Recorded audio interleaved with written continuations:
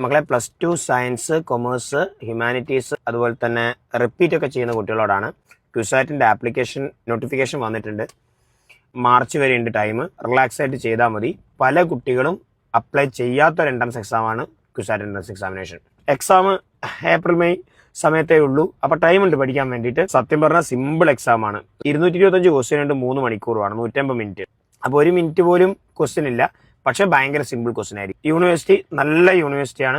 ഇപ്പോൾ ഈ entrance examination apply ചെയ്തിട്ടില്ലെങ്കിൽ പ്രൈവറ്റ് കോളേജിലേക്കാണ് പോകുന്നതെങ്കിൽ മുടിഞ്ഞ ഫീസാണ് മക്കളെ. 1 lakh rupees ഒക്കെയാണ് ഏകദേശം ഒരു സെമസ്റ്ററിന് വരിക. സ്റ്റാൻഡേർഡുള്ള കോളേജ് ആണെങ്കിൽ, പ്രൈവറ്റ് കോളേജ് ആണെങ്കിൽ നല്ല ഫീസും വാങ്ങും അവർ.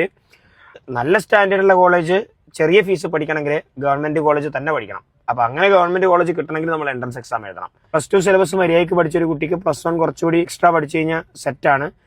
പിന്നെ അവിടെ മറൈൻ എഞ്ചിനീയറിംഗ് ഉണ്ട്. മറൈൻ എഞ്ചിനീയറിംഗിന് ബിടെക്കിന്റെ നോർമൽ എൻട്രൻസ് എക്സാം അല്ല, അത് ഇന്ത്യൻ മാരിടൈം യൂണിവേഴ്സിറ്റിയുടെ കോമൺ എൻട്രൻസ് ടെസ്റ്റ് എന്ന് പറഞ്ഞിട്ടൊരു എക്സാം ഉണ്ട്.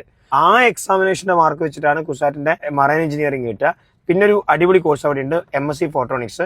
ബിടെക്കിന്റെ എൻട്രൻസ് എക്സാം വെച്ചിട്ടാണ് കിട്ടുക. പിന്നെ LLB, MSc ഫിസിക്സ്, കെമിസ്ട്രി, ബയോളജിക്കൊക്കെ എൻട്രൻസ് എക്സാംസ് സെപ്പറേറ്റ് ഉണ്ട്. ഓൾമോസ്റ്റ് ഡിഗ്രി, എഞ്ചിനീയറിംഗ് എല്ലാത്തിനും കുസാറ്റിൽ ഓപ്ഷൻ ഉണ്ട്. നോർമൽ ഫീസാണ്. എഞ്ചിനീയറിംഗ് ഇഷ്ടപ്പെടുന്ന, ഡിഗ്രി കോഴ്സുകൾ ഇഷ്ടപ്പെടുന്ന എല്ലാവരും തന്നെ അപ്ലൈ ചെയ്യാമെന്ന് ഞാൻ പറയുള്ളൂ. നല്ലൊരു ചോയ്സാണ്. ഒന്ന് ട്രൈ ചെയ്ത് നോക്കുക. ഓക്കെ.